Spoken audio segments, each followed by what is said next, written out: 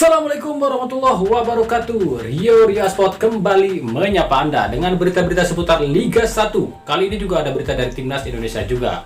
Nah, untuk lebih jelasnya, mari kita simak sama-sama di channel ini. Tapi seperti biasa, sebelum kita lanjut ke videonya, mohon dukungannya ya untuk channel ini agar terus berkembang dan bisa memberikan berita-berita informatif yang semoga saja bermanfaat untuk semua. Caranya dengan klik subscribe, aktifkan juga notifikasi loncengnya, like, share, dan juga komen. Oke, langsung aja inilah Rio Sport untuk edisi kali ini.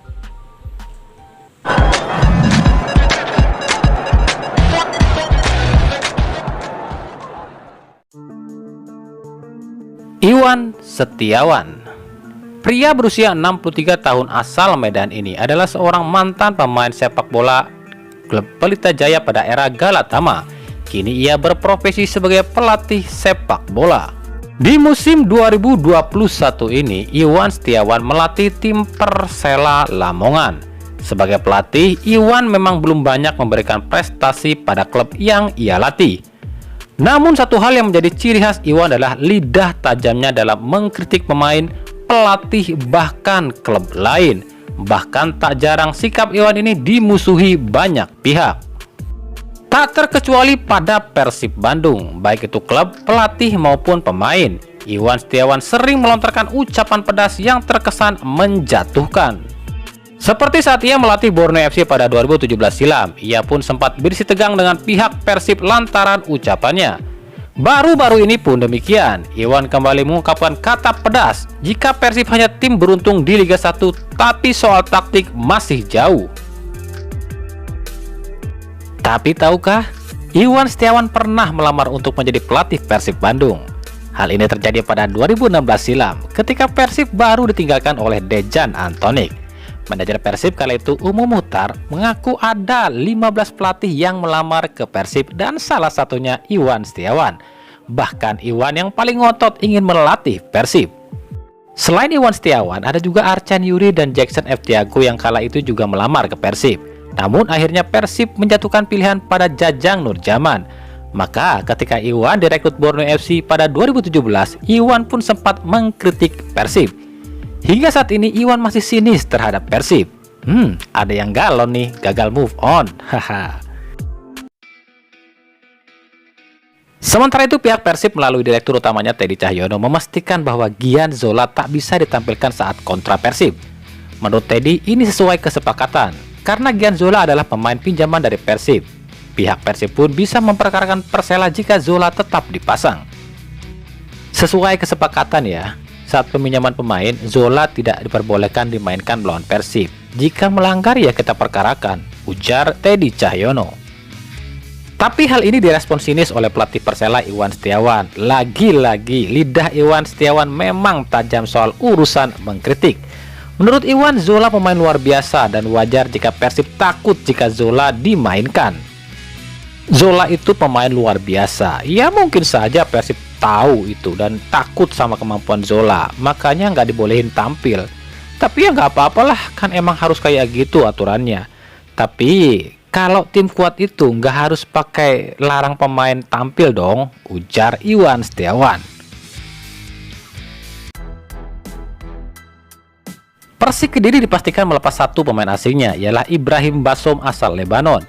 Bassom dinilai minim kontribusi pada Persik Kediri. Dari 10 pertandingan, Bassom hanya tampil 2 laga dan tak mencetak gol. Setelah dilepas Persik Kediri, Bassom langsung pulang ke Lebanon. Namun Bassom mengaku ia akan kembali ke Indonesia jika ada klub yang mau merekrutnya, tapi bukan untuk saat ini. Setelah kepergian Bassom, 2 mantan pemain asing Persebaya pun mencuat untuk menggantikan Bassom. Mereka adalah Arin William dan Manuser Zalilov. Bahkan para supporter Persik Kediri terang-terangan meminta pada manajemen Persik agar mendatangkan 2 pemain ini dan mencobanya untuk trial di Persik terlebih dahulu dan menentukan siapa yang layak untuk direkrut. Irfan Jaya. PSS Sleman beruntung memiliki Irfan Jaya musim ini. Ia adalah tulang punggung PSS Sleman di musim ini. Dialah pemain yang mampu membuat PSS Sleman bangkit dan bersaing di Liga 1 2021. Pria kelahiran Bantaeng Bantaeng, sebuah kota di Kepulauan Sulawesi Selatan pada 1 Mei 1996 ini benar-benar memikat hati para pencinta sepak bola tanah air. Kecepatannya, aksi individualnya serta gol-golnya membuat pemain berusia 26 tahun ini menjadi idola baru tanah air.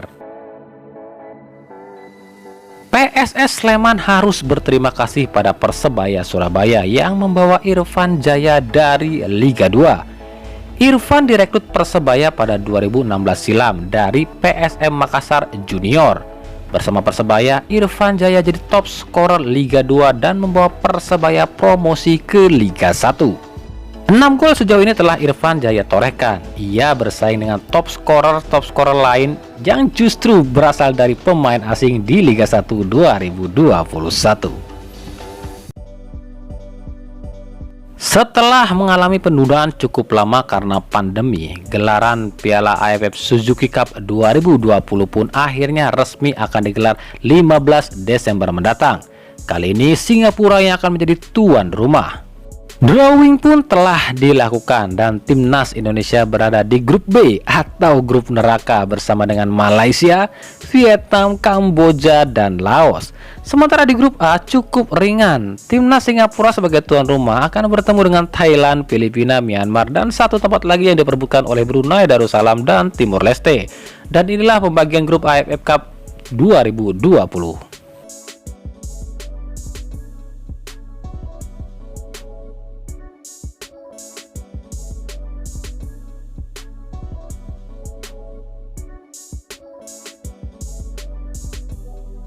Timnas Indonesia sendiri telah memilih 36 pemain yang akan menjadi bagian dari AFF Cup 2020. Dari 36 nama ini merupakan pemain-pemain yang sebelumnya tampil membawa Indonesia mengalahkan Cina Taipei. Dan berikut daftar pemain Timnas Indonesia AFF Suzuki Cup 2020.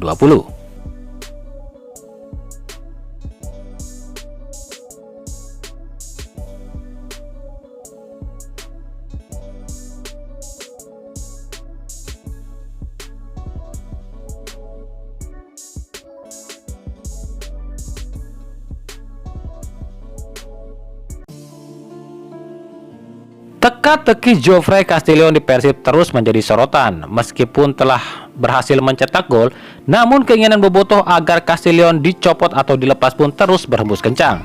Pihak Persib belum mau bicara banyak soal ini. Apalagi kabar kembalinya Ezekiel Nduwaisel ke Persib jelas membuat Castillion posisinya semakin sulit. Setelah sebelumnya sempat tersiar kabar jika pihak Persela menginginkan Castillion untuk menggantikan Batata, kini satu tim lagi dikabarkan juga tertarik memakai jasa bomber berusia 26 tahun ini. Klub itu adalah Persita Tangerang. Polemik yang dialami bomber Persita Alex Gonçalves dengan mantan klubnya yakni Persikabo membuat Alex dijatuhkan sanksi tak boleh membela Persita dalam beberapa waktu ke depan. Alex diminta menyelesaikan permasalahannya terlebih dahulu dengan pihak Persikabo. Ini membuat kans Alex untuk lanjut di Liga Indonesia semakin sempit. Di sisi lain, performa Alex pun di Liga 1 sangatlah kurang optimal. Dari 8 laga yang dijalani, Alex baru mencetak 1 gol. Ini yang membuat manajemen Persita mempertimbangkan untuk mempertahankan Alex dan opsi mencari pengganti pun kemungkinan sangat besar. Itulah tadi Rio Sport untuk edisi kali ini. Ikuti terus berita seputar sepak bola khususnya Liga Indonesia dan pernak-perniknya hanya di Rio Sport. Terima kasih yang telah menyaksikan video ini dan mengunjungi channel ini. Kritik dan saran tetap kita nantikan di kolom komentar atau di media-media sosial kami yang ada di bawah ini. Sampai jumpa di video kami selanjutnya dan salam Rio.